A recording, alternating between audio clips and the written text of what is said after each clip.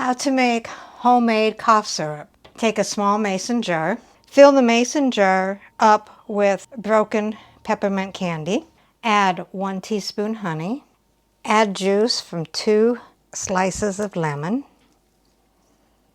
Take Wild Turkey 101 bourbon and fill the mason jar up.